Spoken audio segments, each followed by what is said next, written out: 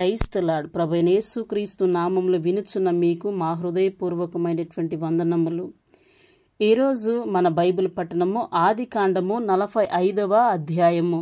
అప్పుడు యోసేపు తన యొద్ద నిలిచియున్న వారందరి ఎదుట తన్ను తాను అణుచుకొన జాలక నా యొద్ద నుండి ప్రతి మనుష్యుణ్ణి వెలుపలికి పంపివేయుడని బిగ్గరగా చెప్పెను. యోసేపు తన సహోదరులకు తన్ను తాను తెలియజేసుకొనినప్పుడు ఎవరునూ అతని యొద్ద నిలిచి ఉండలేదు. అతడు ఎలుగెత్తి ఏడవగా ఐగుప్తీయులను ఫరో ఇంటివారును వినిరి.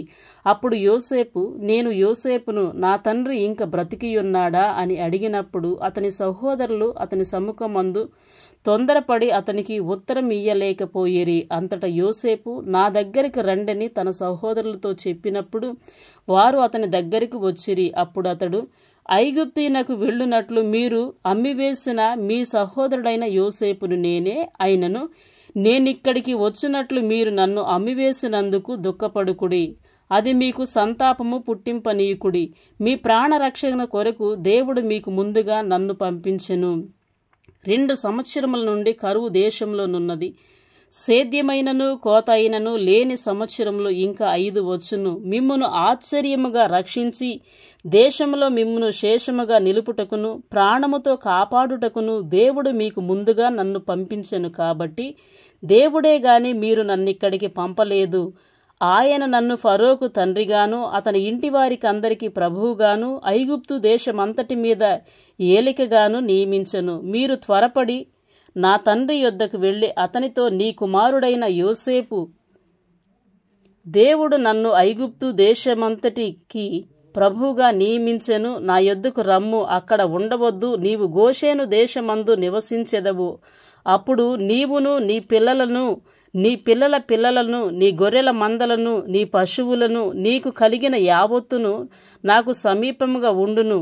ఇకను 5 కరువు సంవత్సరములు వచ్చును గనుక నీకును నీ ఇంటి వారికిని నీకు కలిగిన అంతటికిని పేదరికం రాకుండా అక్కడ నిన్ను పోషించెదనన్నాడని చెప్పుడి. ఇదిగో మీతో మాటలాడుచున్నది నా నోరే. అవి మీ కన్నులను నా తమ్ముడైన బెన్యామీను కన్నులను చూచుచున్నవి. ఐగుప్తిలో నాకు కలిగిన సమస్త ఘనతను మీరు చూచినది యావత్తు నా తండ్రికి తెలియజేసి త్వరగా నా తండ్రిని ఇక్కడికి తోడుకుని రండిని తన సహోదరులతో చెప్పి తన తమ్ముడైన బెన్యామీను మెడ మీద పడి ఏడ్చెను. బెన్యామీను అతని మెడ మీద పడి ఏడ్చెను. అతడు తన సహోదరులందరినీ ముద్దు పెట్టుకొని వారి మీద పడి ఏడ్చిన తరువాత అతని సహోదరులు అతనితో మాటలాడిరి. యోసేపు యొక్క సహోదరులు వచ్చిన వర్తమానము ఫరో ఇంటిలో వినబడెను. అది ఫరోకును అతని సేవకులకును ఇష్టముగా నుండెను. అప్పుడు ఫరో యోసేపుతో ఇట్లనెను, నీవు నీ సహోదరులను చూచి మీరిలాగు చేయుడి. మీ పశువుల మీద బరువులు కట్టి కానాను దేశమునకు వెళ్ళి మీ తండ్రిని మీ ఇంటి వారిని వెంటబెట్టుకొని నా యొద్దకు రండి. ఐగుప్తు దేశమందలి మంచి వస్తువులను మీకిచ్చెదను. ఈ దేశము యొక్క సారమును మీరు అనుభవించెదరు. నీకు ఆజ్ఞ అయినది గదా, దీన్ని చేయుడి. మీ పిల్లల కొరకును మీ భార్యల కొరకును ఐగుప్తిలో నుండి బండ్లను తీసుకొని పోయి మీ తండ్రిని వెంటబెట్టుకుని రండి. ఐగుప్తు దేశమంతటిలోనున్న మంచి వస్తువులు మీవే అగును గనుక మీ సామాగ్రిని లక్ష్యపెట్టకుడని చెప్పమనగా ఇశ్రాయేలు కుమారులు అలాగుననే చేసిరి. యోసేపు ఫరో మాట చొప్పున వారికి బండ్లను ఇప్పించెను, మార్గమునకు ఆహారము ఇప్పించెను. అతడు వారికి 2 దుస్తుల బట్టలను ఇచ్చెను. బెన్యామీనుకు 300 తులముల వెండియును 5 దుస్తుల బట్టలను ఇచ్చెను. అతడు తన తండ్రి నిమిత్తము ఐగుప్తులోనున్న మంచి వస్తువులను మోయుచున్న 10 గాడిదలను, మార్గమునకు తన తండ్రి నిమిత్తము ఆహారమును ఇతర ధాన్యమును తినుబండములను మోయుచున్న 10 ఆడు గాడిదలను పంపెను. అప్పుడు అతడు తన సహోదరులను సాగనంపి వారు బయలుదేరుచుండగా మార్గమందు కలహపడకూడని వారితో చెప్పెను. వారు ఐగుప్తు నుండి బయలుదేరి కానాను దేశమునకు తమ తండ్రి అయిన యాకోబు నొద్దకు వచ్చి యోసేపు ఇంకా బ్రతికియుండి ఐగుప్తు దేశమంతటిని ఏలుచున్నాడని అతనికి తెలియజేసిరి. అయితే అతడు వారి మాట నమ్మలేదు గనుక అతడు నిర్చేష్టుడాయెను. అప్పుడు వారు యోసేపు తమతో చెప్పిన మాటలన్నిటినీ అతనితో చెప్పిరి. అతడు తన్ను ఎక్కించుకొని పోవుటకు యోసేపు పంపిన బండ్లను చూసినప్పుడు వారి తండ్రి అయిన యాకోబు ప్రాణము తెప్పరిల్లెను. అప్పుడు ఇశ్రాయేలు ఇంతే చాలును, నా కుమారుడైన యోసేపు ఇంకా బ్రతికియున్నాడు. నేను చావక మునుపు వెళ్ళి అతన్ని చూసేదనని చెప్పెను. ఆదికాండము 46వ అధ్యాయము. అప్పుడు ఇశ్రాయేలు తనకు కలిగినదంతయు తీసుకొని ప్రయాణమై బెయేర్షెబాకు వచ్చి తన తండ్రి అయిన ఇస్సాకు దేవునికి బలుల నర్పించెను. అప్పుడు రాత్రి దర్శనముల యందు దేవుడు యాకోబు యాకోబు అని ఇశ్రాయేలును పిలిచెను. అందుకతడు చిత్తము ప్రభువా అనెను. ఆయన నేనే దేవుడను, నీ తండ్రి దేవుడను. ఐగుప్తునకు వెళ్ళుటకు భయపడకుము, అక్కడ నిన్ను గొప్ప జనముగా చేసెదను. నేను ఐగుప్తునకు నీతో కూడా వచ్చెదను. అంతేకాదు, నేను నిశ్చయముగా నిన్ను తిరిగి తీసుకొని వచ్చెదను. యోసేపు నీ కనుల మీద తన చెయ్యి ఉంచునని సెలవీయగా యాకోబు లేచి బెయేర్షెబా నుండి వెళ్ళెను. ఫరో అతన్ని ఎక్కించి తీసుకొని వచ్చుటకు పంపిన బండ్ల మీద ఇశ్రాయేలు కుమారులు తమ తండ్రి అయిన యాకోబును తమ పిల్లలను తమ భార్యలను ఎక్కించిరి. వారు అనగా యాకోబును అతని యావత్తు సంతానమును తమ పశువులను తాము కానాలలో సంపాదించిన సంపద యావత్తును తీసుకొని ఐగుప్తునకు వచ్చిరి. అతడు తన కుమారులను తన కుమారుల కుమారులను తన కుమార్తెలను తన కుమారుల కుమార్తెలను తన యావత్తు సంతానమును ఐగుప్తునకు తనతో కూడా తీసుకుని వచ్చెను. యాకోబును అతని కుమారులను ఐగుప్తునకు వచ్చిరి. ఇశ్రాయేలు కుమారుల పేర్లు ఇవే. యాకోబు జ్యేష్ఠ కుమారుడు రూబేను. రూబేను కుమారులైన హానోకు, పల్లు, హెస్రోను, కర్మి, షిమ్యోను. కుమారులైన యోముయేలు, యామీను, ఓహాదు, యాకీను, సోహారు. కానానీయురాలి కుమారుడైన షావూలు. లేవి కుమారులైన గెర్షోను, కహతు, మొరారి. యూదా కుమారులైన యోరు, ఓనాను, షేలా, పేరేసు, జెరహు. ఆ ఏరును ఓనానును కానాను దేశంలో చనిపోయిరి. ఫెరాసు కుమారులైన హెస్రోను, హమూలు. ఇస్సాకారు కుమారులైన తోలా, పువ్వా, యోబు, సిమ్రోను. జెబులూను కుమారులైన సేరేదు, ఎలోను, యహాలేలు. వీరు లేయా కుమారులు. ఆమె పద్దనారంలో యాకోబు వారిని అతని కుమార్తె అయిన దీనాను కనెను. అతని కుమారులను అతని కుమార్తెలు అందరూ 33.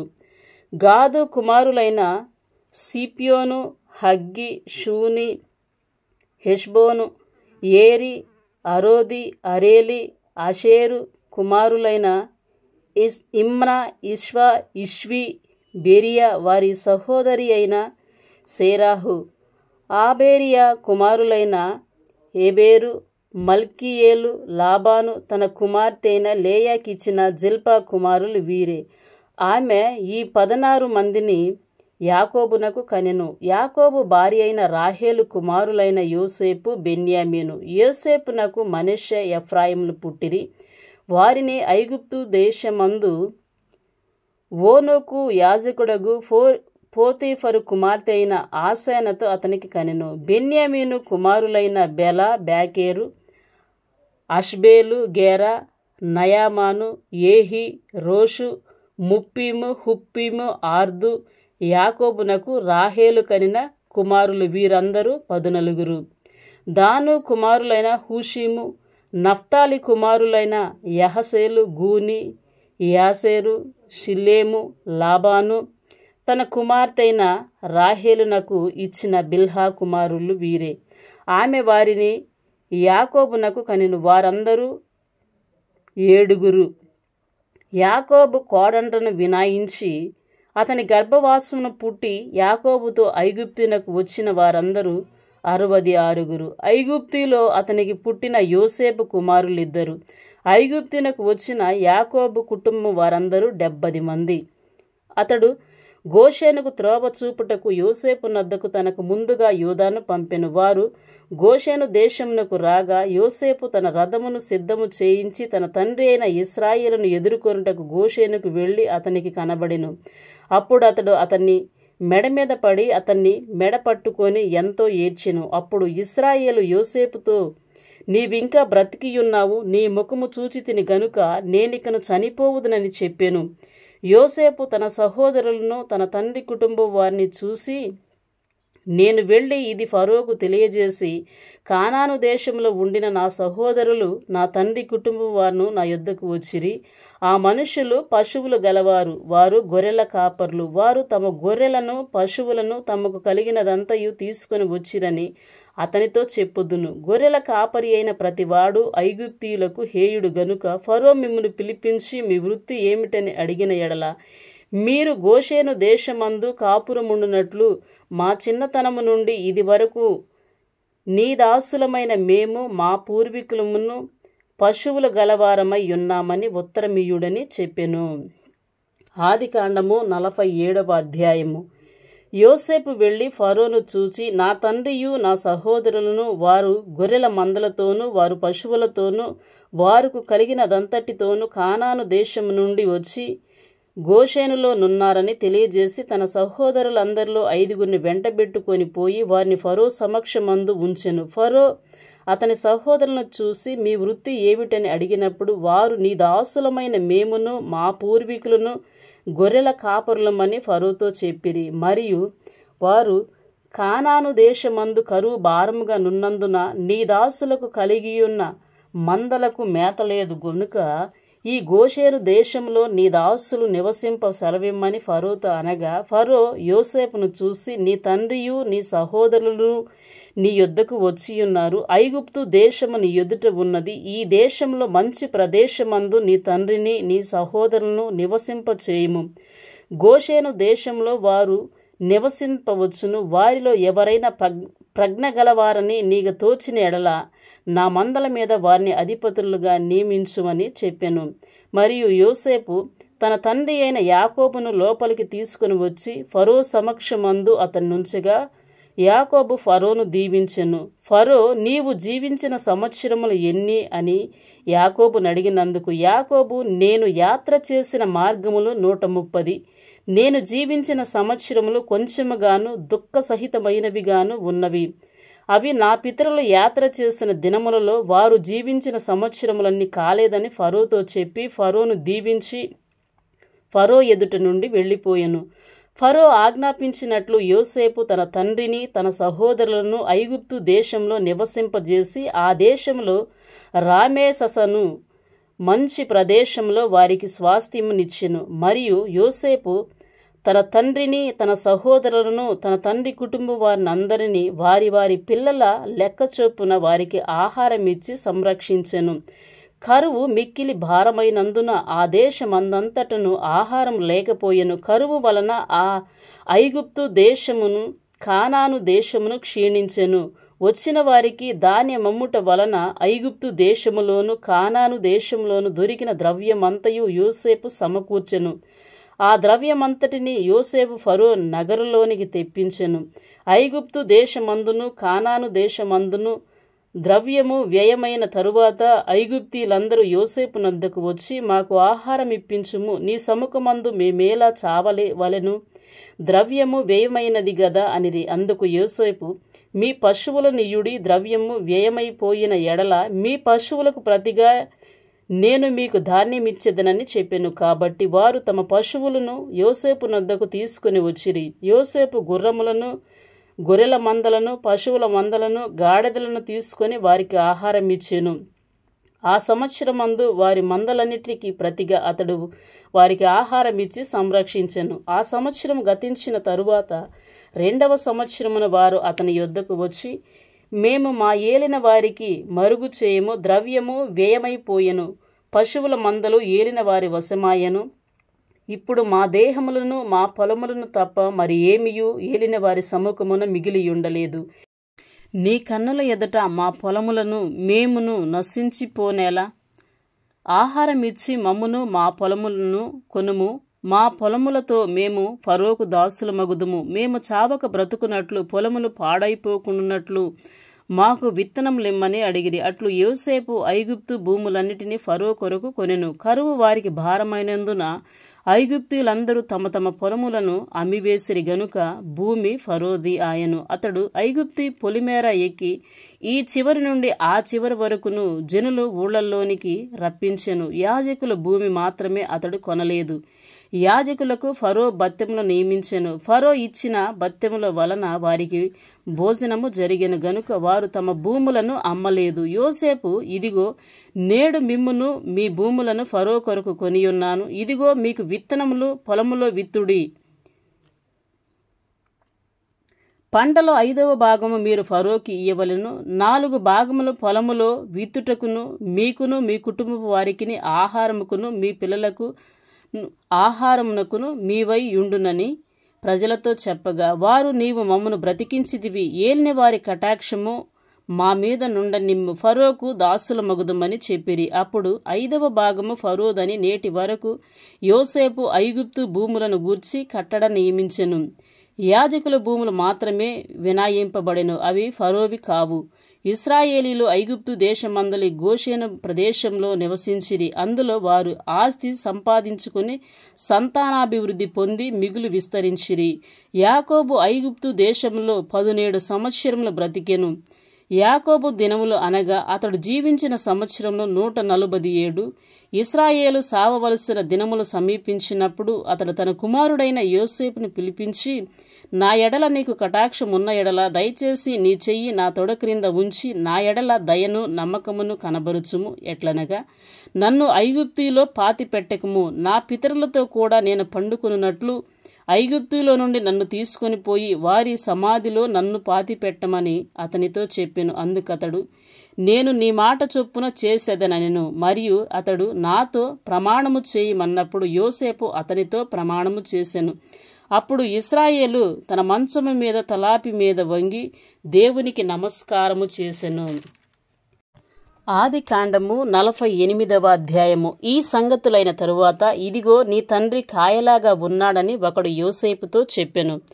అప్పుడతడు మనష్షే ఎఫ్రాయిములు అను తన 2 కుమారులను వెంటబెట్టుకొని పోగా, ఇదిగో నీ కుమారుడైన యోసేపుని యొద్దకు వచ్చుచున్నాడని యాకోబునకు తెలుపబడెను. అంతట ఇశ్రాయేలు బలము తెచ్చుకొని తన మంచం మీద కూర్చుండెను. యోసేపును చూసి, కానాను దేశమందలి లూజులో సర్వశక్తిగల దేవుడు నాకు కనబడి నన్ను ఆశీర్వదించి, ఇదిగో నీకు సంతానాభివృద్ధి పొందించి నిన్ను విస్తరింపజేసి నీవు జనముల సమూహములగునట్లు చేసి నీ తరువాత నీ సంతానమునకు ఈ దేశమును నిత్య స్వాస్థ్యముగా ఇచ్చేదనని సెలవిచ్చెను. ఇదిగో నేను ఐగుప్తీనకు నీ యొద్దకు రాకమునుపు ఐగుప్తు దేశంలో నీకు పుట్టిన నీ 2 కుమారులు నా బిడ్డలే. రూబేను షిమ్యోను వలె ఎఫ్రాయిము మనష్షే నా బిడ్డలై యుందురు. వారి తరువాత నీవు కనిన సంతానము నీదే. వారు తమ సహోదరుల స్వాస్థ్యమును బట్టి వారి పేర్ల చొప్పున పిలువబడుదురు. పద్దనారము నుండి నేను వచ్చుచున్నప్పుడు ఎఫ్రాతాకు ఇంకా కొంత దూరము నుండగా మార్గమున రాహేలు కానాను దేశంలో నా ఎదుట మృతి పొందెను. అక్కడ బెత్లెహేమన ఎఫ్రతా మార్గమున నేను ఆమెను పాతిపెట్టితినని యోసేపుతో చెప్పెను. ఇశ్రాయేలు యోసేపు కుమారులను చూసి వీరెవరిని అడుగగా, యోసేపు, వీరు నా కుమారులు, వీరిని ఈ దేశమందు దేవుడు నాకు అనుగ్రహించెనని తన తండ్రితో చెప్పెను. అందుకతడు, నేను వారిని దీవించుటకు నా దగ్గరకు వారిని తీసుకుని రమ్మనెను.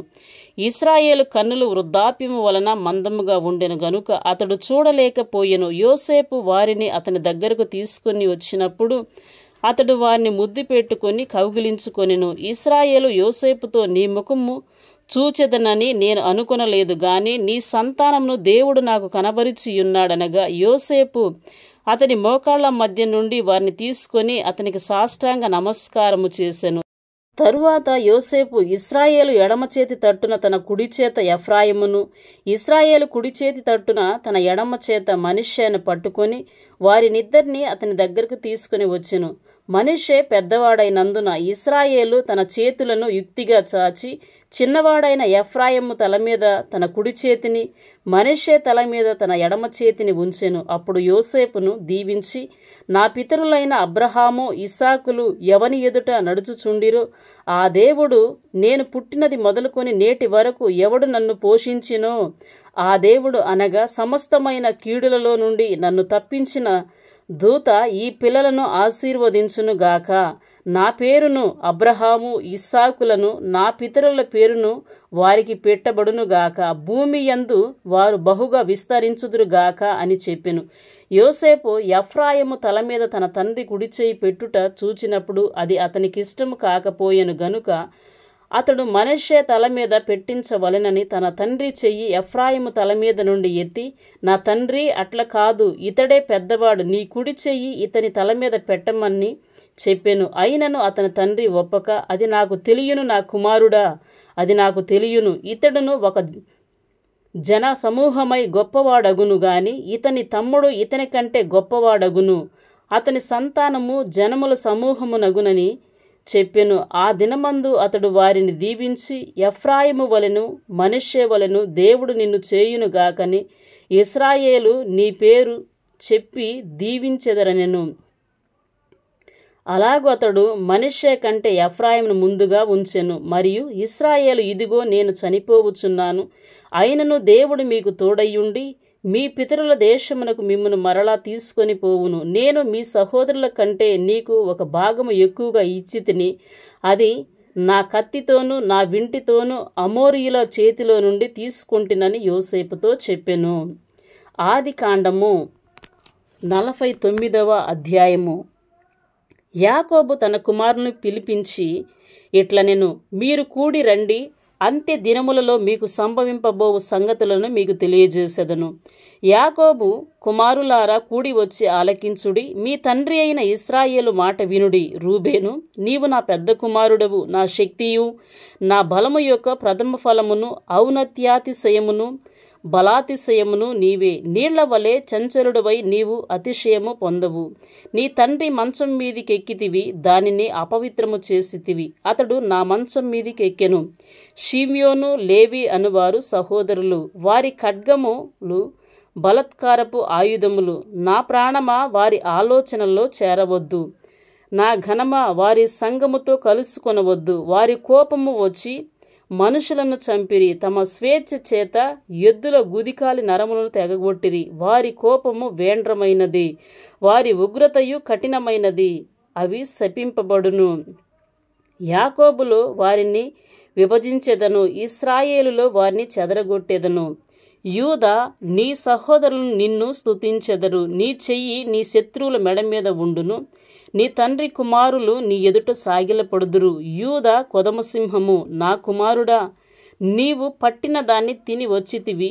సింహము వలెను, గర్జించు ఆడు సింహము వలెను అతడు కాళ్ళు ముడుచుకొని పండుకొనెను. అతన్ని లేపువాడెవడు?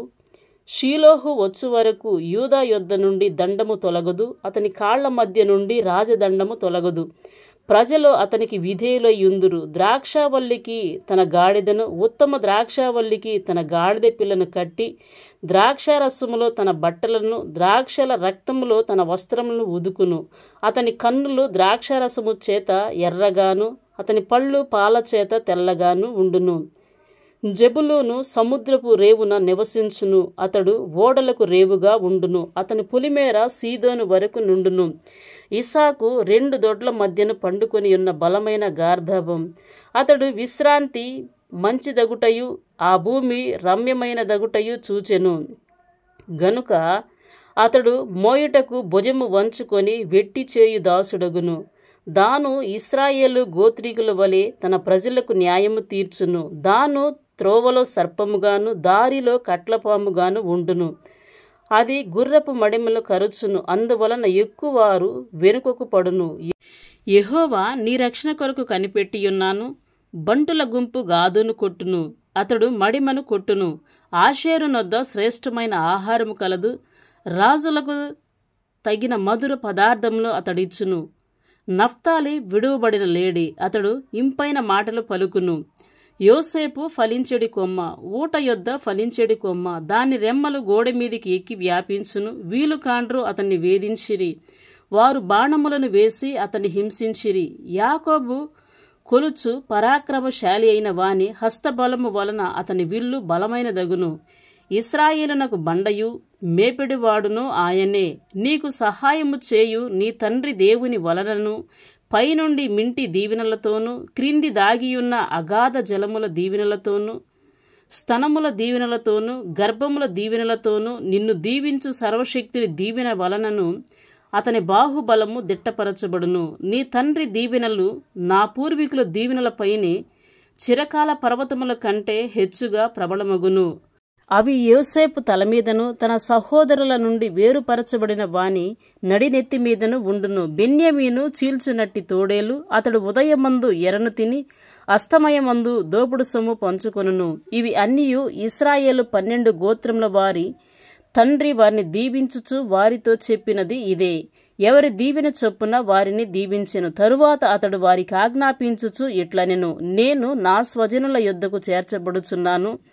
హిత్తీయుడైన ఎఫ్రోను భూమి యందు ఉన్న గుహలో నా తల్లిదండ్రుల యొద్ద నన్ను పాతిపెట్టుడి. ఆ గుహ కానాను దేశమందలి మమ్రే ఎదుటనున్న మక్పేల పొలములో ఉన్నది.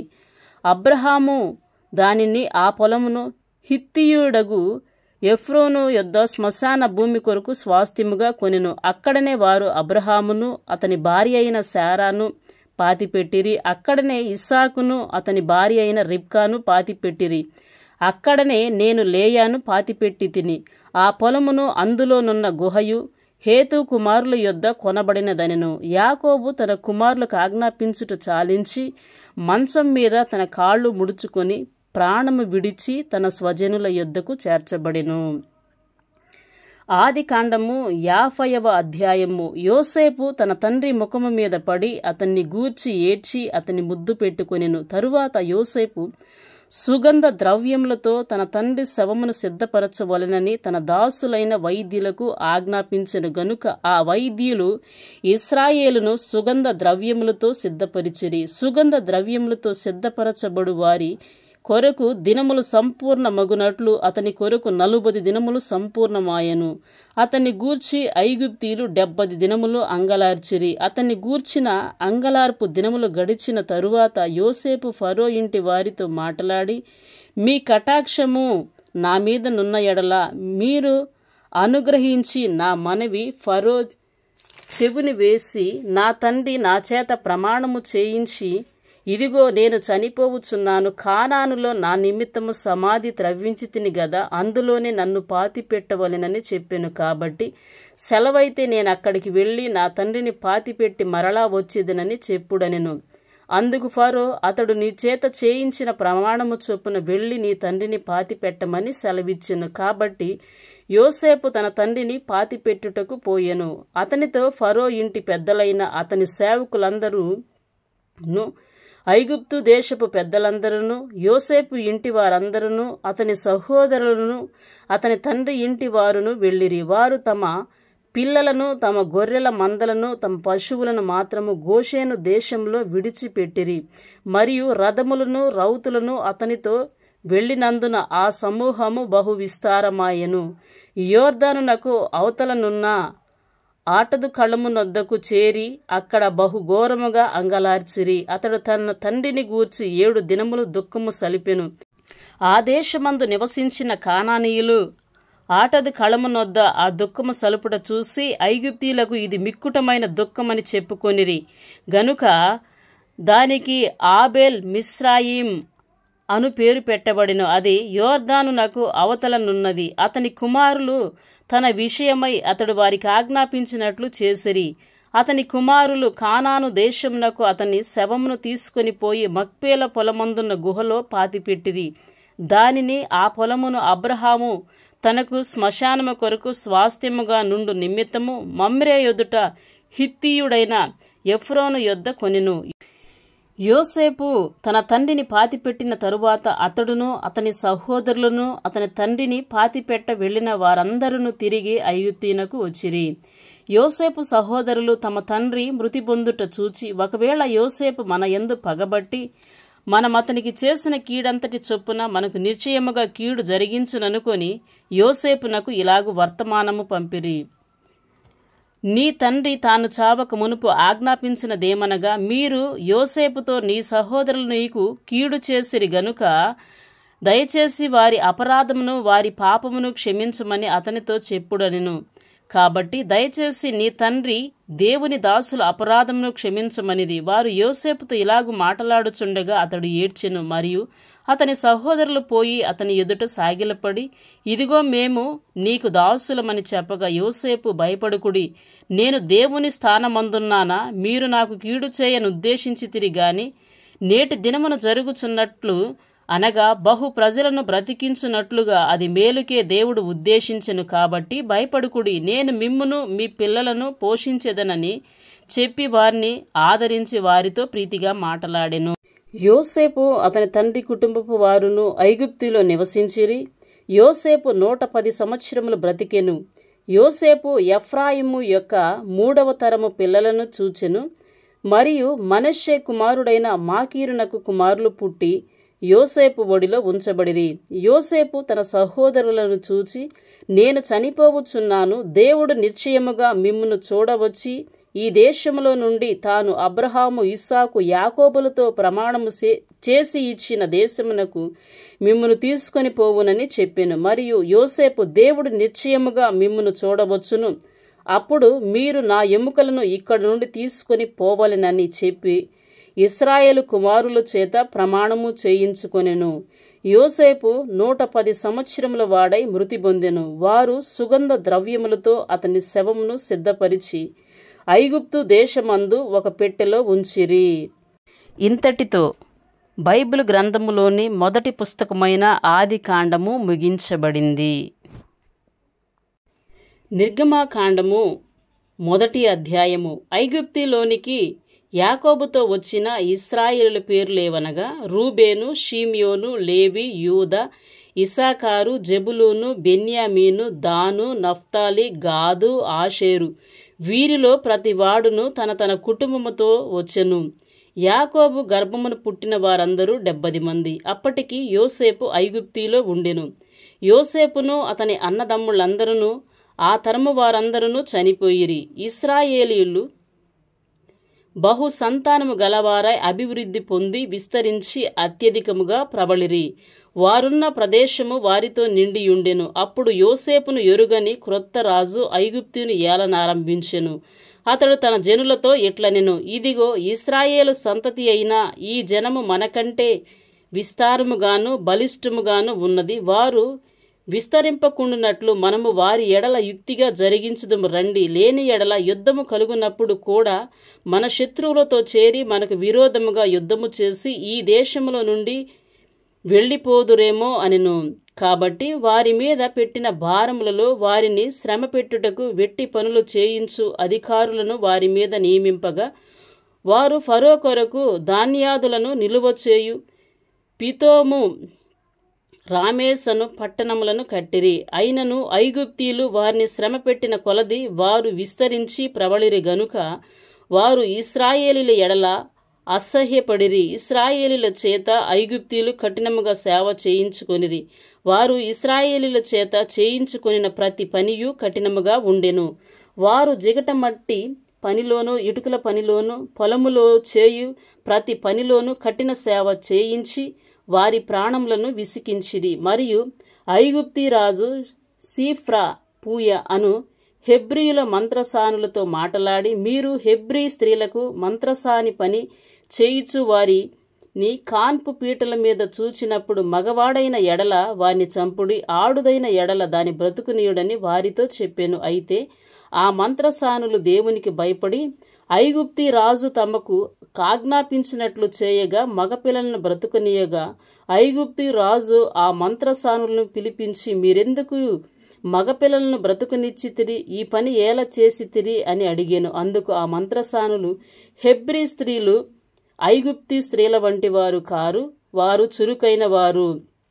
మంత్రసాని వారి యొద్దకు వెళ్ళక మునిపే వారు ప్రసవించి యుందురని ఫరోతో చెప్పిరి. దేవుడు ఆ మంత్రసానులకు మేలు చేసెను.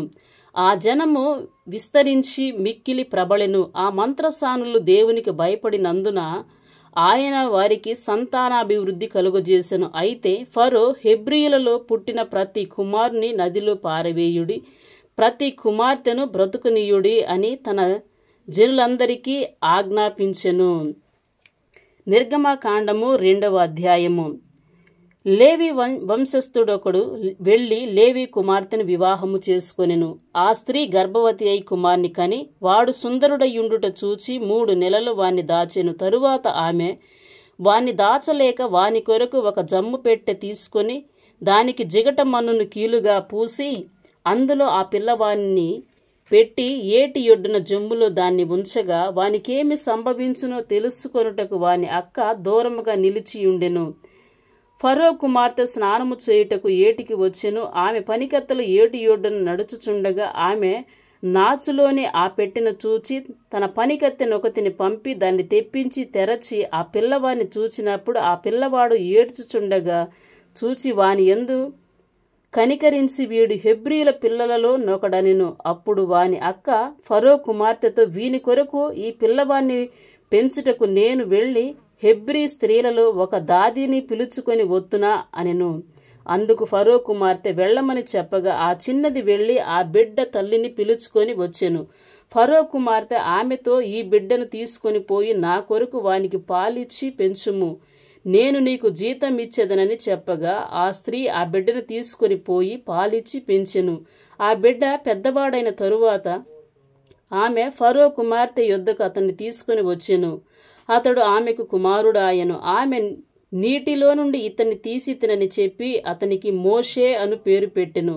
ఆ దినములలో మోషే పెద్దవాడై తన జనుల యొద్దకు పోయి వారి భారములను చూచెను. అప్పుడు అతడు తన జనులలో ఒక హెబ్రీయుని ఒక ఐగుప్తీయుడు కొట్టగా చూచెను. అతడు ఇటు అటు తిరిగి చూచి ఎవడునూ లేకపోగా ఆ ఐగుప్తీయుని చంపి ఇసుకలో వాణ్ణి కప్పి పెట్టెను. మరునాడు అతడు బయట నడిచి వెళ్ళుచుండగా హెబ్రీలైన మనుషులిద్దరూ పోట్లాడుచుండిరి. అప్పుడు అతడు అన్యాయము చేసిన వాణ్ణి చూసి నీవేళ నీ పొరుగువాణ్ణి కొట్టుచున్నావని అడుగగా అతడు మా మీద నిన్ను అధికారినిగాను తీర్పరినిగాను నియమించిన వాడెవడు? నీవు ఆ ఐగుప్తీని చంపినట్లు నన్నును చంపవలనని అనుకొనుచున్నావా అనెను. అందుకు మోషే నిశ్చయముగా ఈ సంగతి బయలుపడిననుకొని భయపడెను.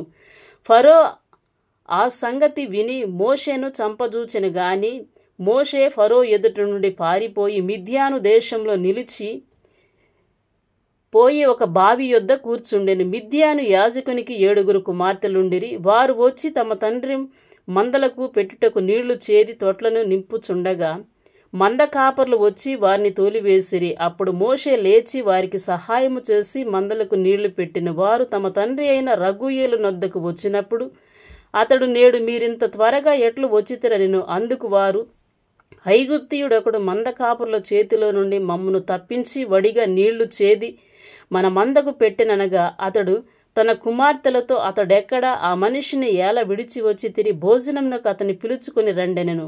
మోషే ఆ మనుషునితో నివసించుటకు సమ్మతించెను. అతడు తన కుమార్తెన సిప్పోరాను మోషేకి ఇచ్చెను. ఆమె ఒక కుమార్ని కనినప్పుడు మోషే నేను అన్య దేశంలో పరదేశినై యుంటిననుకొని వానికి గెర్షోము అను పేరు పెట్టెను. అలాగున అనేక దినములు జరిగిన మీదట ఐగుప్తి రాజు చనిపోయెను. ఇశ్రాయేలీయులు తాము చేయుచున్న వెట్టి పనులను బట్టి నిట్టూర్పులు విడుచుచు మొర్రపెట్టుచుండగా తమ వెట్టి పనులను బట్టి వారు పెట్టిన మొర దేవుని యొద్దకు చేరెను. కాగా దేవుడు వారి మూలుగును విని అబ్రహాము ఇస్సాకు యాకోబులతో తాను చేసిన నిబంధనను జ్ఞాపకం చేసుకొనెను. దేవుడు ఇశ్రాయేలీయులను చూచెను. దేవుడు వారి యందు లక్ష్యముంచెను. నిర్గమకాండము 3వ అధ్యాయము. మోషే మిద్యాను యాజకుడైన యిత్రో అను తన మామ మందను మేపుచు ఆ మందను అరణ్యము అవతలకు తోలుకొని దేవుని పర్వతమైన హోరేబుకు వచ్చెను. ఒక పొద నడిమిని అగ్ని జ్వాలలో యెహోవా దూత అతనికి ప్రత్యక్షమాయెను. అతడు చూచినప్పుడు అగ్ని వలన ఆ పొద మండుచుండెను గాని పొద కాలిపోలేదు. అప్పుడు మోషే ఆ పొద ఏల కాలిపోలేదో నేను ఆ తట్టు వెళ్ళి ఈ గొప్ప వింత చూసేదననుకొనెను. దానిని చూచుటకు అతడు ఆ తట్టు వచ్చుట యెహోవా చూచెను. దేవుడు ఆ పొద నడిమి నుండి మోషే మోషే అని అతనిని పిలిచెను. అందుకతడు చిత్తము ప్రభువా అనెను. అందుకాయన దగ్గరకు రావద్దు, నీ పాదముల నుండి నీ చెప్పులు విడువుము, నీవు నిలిచియున్న స్థలము పరిశుద్ధ ప్రదేశము అనెను. మరియు ఆయన నేను నీ తండ్రి దేవుడను, అబ్రహాము దేవుడను, ఇస్సాకు దేవుడను, యాకోబు దేవుడను అని చెప్పగా మోషే తన ముఖమును కప్పుకొని దేవుని వైపు చూడవెరచెను. మరియు యెహోవా ఇట్లనెను, నేను ఐగుప్తిలోనున్న నా ప్రజల బాధను నిశ్చయముగా చూచితిని. పనులలో తమ్మును కష్టపెట్టు వారిని బట్టి వారు పెట్టిన మొరను వింటిని. వారి దుఃఖములు నాకు తెలిసేయున్నవి. కాబట్టి ఐగుప్తీయుల చేతిలో నుండి వారిని విడిపించుటకును ఆ దేశములో నుండి విశాలమైన మంచి దేశమునకు అనగా కానానీయులకు, హిత్తీయులకు, అమోరీయులకు, పెరిజ్జీయులకు, హివ్వీయులకు, యెబూసీయులకు నివాస స్థానమైన పాలు తేనెలు ప్రవహించు దేశమునకు వారిని నడిపించుటకు దిగివచ్చియున్నాను. ఇశ్రాయేలీయుల మొర నిజముగా నా యొద్దకు చేరినది. ఐగుప్తీయులు వారిని పెట్టుచున్న హింస చూచితిని. కాగా రమ్ము, నిన్ను ఫరో యొద్దకు పంపెదను. ఇశ్రాయేలీయులైన నా ప్రజలను నీవు ఐగుప్తిలో నుండి తోడుకొని పోవలెనెను. అందుకు మోషే, నేను ఫరో యొద్దకు వెళ్ళుటకును ఇశ్రాయేలీయులను ఐగుప్తిలో నుండి తోడుకొని పోవుటకును ఎంతటి వాడనని దేవునితో అనగా, ఆయన నిశ్చయముగా నేను నీకు తోడయ్యుందును. నేను నిన్ను పంపితిననుటకు ఇది నీకు సూచన. నీవు ఆ ప్రజలను ఐగుప్తులో నుండి తోడుకొని వచ్చిన తరువాత మీరు ఈ పర్వతము మీద దేవుణ్ణి సేవించెదరనెను. మోషే, చిత్తగించుము, నేను ఇశ్రాయేలీయుల యొద్దకు వెళ్ళి వారిని చూసి మీ పితరుల దేవుడు మీ యొద్దకు నన్ను పంపినని వారితో చెప్పగా, వారు ఆయన పేరేమి అని అడిగిన ఎడల వారితో నేనేమి చెప్పవలెనని దేవుణ్ణి అడిగెను. అందుకు దేవుడు, నేను ఉన్నవాడను అనువాడనై ఉన్నానని మోషేతో చెప్పెను. మరియు ఆయన, ఉండుననువాడు మీ యొద్దకు నన్ను పంపినని నీవు ఇశ్రాయేలీయులతో చెప్పవలెనెను. మరియు దేవుడు మోషేతో నిట్లనెను, మీ పితరుల దేవుడైన యెహోవా అనగా అబ్రహాము దేవుడు, ఇస్సాకు దేవుడు, యాకోబు దేవుడునైన యెహోవా మీ యొద్దకు నన్ను పంపెనని నీవు ఇశ్రాయేలీయులతో చెప్పవలెను. నిరంతరము నా నామము ఇదే, తరతరములకు ఇది నా జ్ఞాపకార్థ నామము. నీవు వెళ్ళి ఇశ్రాయేలీయుల పెద్దలను పోగుచేసి మీ పితరుల దేవుడైన యెహోవా అనగా అబ్రహాము, ఇస్సాకు, యాకోబుల దేవుడు నాకు ప్రత్యక్షమై ఇట్లనెను, నేను మిమ్మును ఐగుప్తిలో మీకు సంభవించిన దానిని నిశ్చయముగా చూచితిని. ఐగుప్తు బాధలలో నుండి పాలు తేనెలు ప్రవహించు దేశమునకు అనగా కానానీయులు, హిత్తీయులు, అమోరీయులు, పెరిజ్జీయులు, హివ్వీయులు, యెబూసీయులున్న దేశమునకు మిమ్ము రప్పించెదనని సెలవిచ్చితినని వారితో చెప్పుము. వారు నీ మాట విందురు గనుక నీవును ఇశ్రాయేలీయుల పెద్దలను ఐగుప్తు రాజునొద్దకు వెళ్ళి అతన్ని చూసి, హెబ్రీల దేవుడైన యెహోవా మాకు ప్రత్యక్షమాయెను గనుక మేము అరణ్యమునకు 3 దినముల ప్రయాణమంత దూరము పోయి మా దేవుడైన యెహోవాకు బలిని సమర్పించుదుము సెలవిమ్మని అతనితో చెప్పవలెను. ఐగుప్తి రాజు మహాబలముతో మీ మీదికి వచ్చి మిమ్మును పోనీయుడని నేనెరుగుదును. కాని నేను నా చెయ్యి చాపి ఐగుప్తి మధ్యమున నేను చేయదలచియున్న నా అద్భుతములన్నిటినీ చూపి దాన్ని పాడు చేసేదను. అటు తర్వాత అతడు మిమ్మును పంపివేయును. మరియు నేను ఈ జనుల ఎడల ఐగుప్తీయులకు కటాక్షము కలుగజేసేదను గనుక మీరు వెళ్ళునప్పుడు వట్టి చేతులతో వెళ్ళరు. ప్రతి స్త్రీయు తన పొరుగు దానిని, తన ఎంట నుండు దానిని, వెండి నగలను, బంగారు నగలను, వస్త్రములను ఇమ్మని అడిగి తీసుకొని మీరు వాటిని మీ కుమారులకును మీ కుమార్తెలకును ధరింపజేసి ఐగుప్తీయులను దోచుకొందురనెను. దేవునికి స్తోత్రము కలుగునుగాక. హల్లెలూయా.